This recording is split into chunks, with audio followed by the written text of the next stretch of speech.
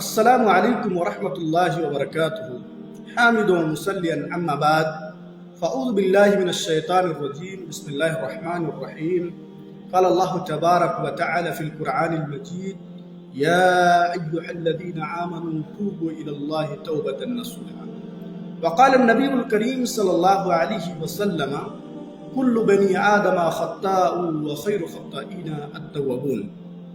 محترم سامعین و ناظرین، امید کرتا ہوں کہ آپ تمام خیر و عافیت سے ہوں گے۔ انشاءاللہ میں آپ حضرات کے سامنے آج انسانوں میں سب سے بہترین انسان کون ہے، خطا کاروں میں سب سے بہترین خطا کار گنہگار کون ہے، اس موضوع پر کتاب و سنت کی روشنی میں کچھ باتیں پیش کروں گا۔ اللہ رب العالمین سے دعا کرتا ہوں رب العالمین ہمیں حق بیان کرنے کی توفیق دے اور ہم سب کو اس پر عمل کرنے کی توفیق عطا فرمائے۔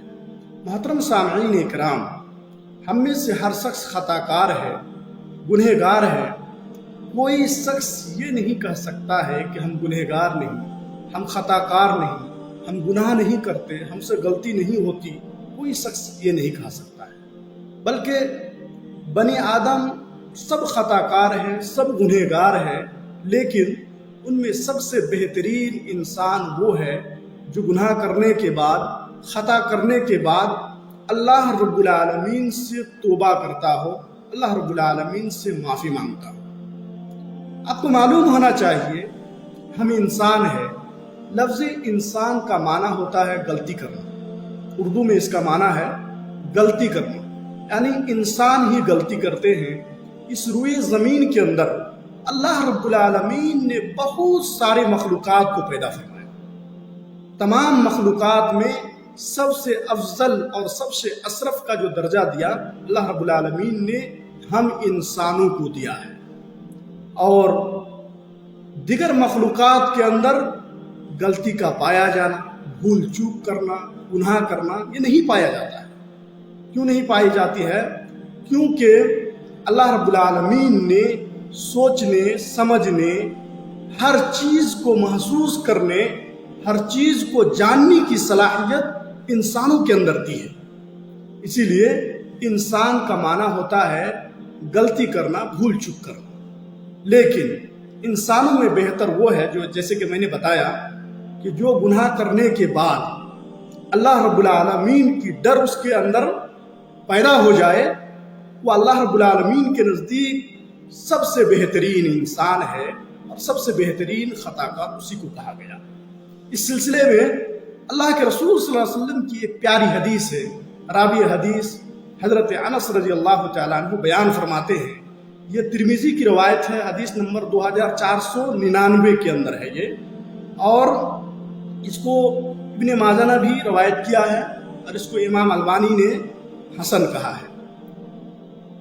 آپ علیہ الصلاۃ والسلام نے فرمایا کل بنی آدم خطاء وخیر خطائین التوابون۔ اس حدیث کے اندر آپ نے فرمایا کہ بنی آدم خطا کار ہے، گنہگار ہے، لیکن حدیث کے اندر ایک لفظ ہے، ایک ٹکڑا ہے، وخیر خطائین التوابون، لیکن ان میں سب سے بہترین وہ لوگ ہیں، وہ انسان ہے جو گناہ کرنے کے بعد توبہ کرتا ہو، اللہ رب العالمین سے معافی مانگتا ہو۔ محترم دوستو، اس حدیث کے اندر ہمیں اور آپ کو یہ معلوم ہوا کہ انسان گنہگار ہے۔ حضرت آدم علیہ السلام سے لے کر آج تک جتنی بھی انسان اس دنیا کے اندر آئے، ہر کسی سے یعنی مسٹیک کا پایا جانا، بھول چوک کا پایا جانا صادر ہوا ہے۔ اسی لیے محترم دوستو، ہم انسان ہیں، ہم سے غلطیاں ہوتی ہے، لیکن گناہ کرتے ہیں، لیکن گناہ کرنے کے بعد اس پر ڈٹ کر رہ جانا یہ انسانیت کی پہچان نہیں ہے، یہ انسان ہونے کا پہچان نہیں ہے، بلکہ گناہ کرنے کے بعد اگر ہم اللہ رب العالمین سے توبہ کرتے ہیں یہ انسان کی پہچان ہے۔ آج ہم اور آپ کیا کرتے ہیں؟ گناہ سے توبہ تب کرتے ہیں جب ہم کسی طرح کی کوئی یعنی آزمائش دیکھتے ہیں، جب اللہ رب العالمین ہمارا امتحان لینے کی کوشش کرنے لگتے ہیں، تب ہم اللہ رب العالمین کو یاد کرتے ہیں۔ مثال کے طور پر ہمارے اوپر کوئی مصیبت نازل ہو جائے، اللہ رب العالمین کی طرف سے کوئی عذاب آ جائے، کوئی ہم مصیبت کو دیکھ لے تو ہم کیا کرتے ہیں؟ اللہ رب العالمین کو کچھ وقت کے لیے یاد کر لیتے ہیں کہ اللہ سے ڈرتے ہیں، صدقہ کرتے ہیں، خیرات کرتے ہیں، زیادہ سے زیادہ نیک اعمال کرنے کی کوشش کرتے ہیں، اپنے گناہوں کو یاد کرتے ہیں، شرمندگی کا احساس کرتے ہیں، اللہ رب العالمین کے دربار میں جاتے ہیں، نماز پڑھتے ہیں، دعا کرتے ہیں۔ محترم دوستو، یہ مومن کی پہچان نہیں ہے، یہ مومن کی صفت نہیں ہے۔ مومن تو وہ ہے جو ہر حال میں اللہ رب العالمین کو یاد کرتا ہو، سکھ میں، دکھ میں، پریشانی میں، خوشحالی میں، بدحالی میں، یعنی ہر وقت اللہ رب العالمین کو یاد کرتا ہو۔ یہ سب سے اچھا انسان اللہ رب العالمین کے نزدیک ہے۔ بنی اسرائیل کے بارے میں آپ جانتے ہیں، حضرت موسیٰ علیہ السلام جو بنی اسرائیل کو کچھ مدتوں تک دعوت و تبلیغ کی کام کرتے رہے، برابر اس میں لگے رہے۔ بنی اسرائیل کیا کرتے تھے؟ حضرت موسیٰ علیہ السلام کے ساتھ باتوں کو نہیں مانتے تھے۔ حضرت موسیٰ سمجھاتے تھے، موسیٰ علیہ السلام سمجھاتے تھے، باتوں کو ماننے سے انکار کرتے تھے۔ تب مانتے تھے جب اللہ رب العالمین اس کو آزمائش میں ڈال دیتے تھے، مصیبت نازل کر دیتے تھے۔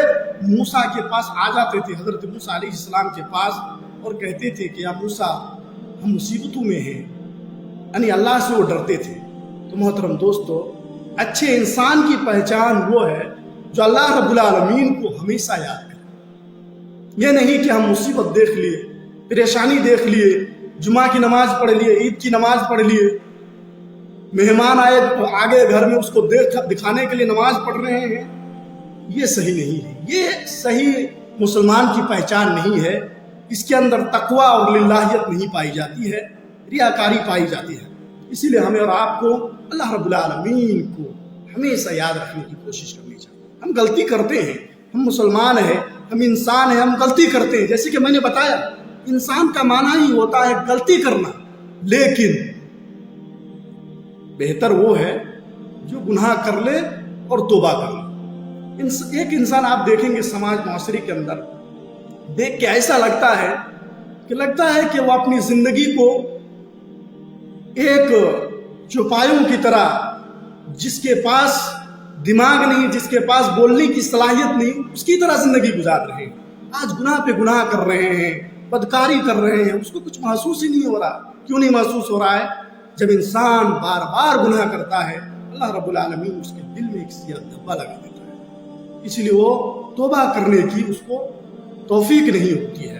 اس لیے محترم بزرگ اور دوستو، ہم سب جب گناہ کریں، جب ہم کو لگے کہ ہم نے اللہ کی نافرمانی کر دی ہے، تو اللہ رب العالمین کے دربار میں آئے، اللہ سے معافی مانگے۔